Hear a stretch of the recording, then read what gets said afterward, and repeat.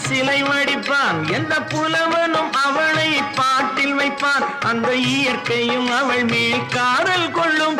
அவள் நினைவாலே என் காலம் செல்லும். நான் பார்த்ததிலே அவள் ஒருத்தியை தான் நல்ல அழகி என்பேன், நல்ல அழகி என்பேன்.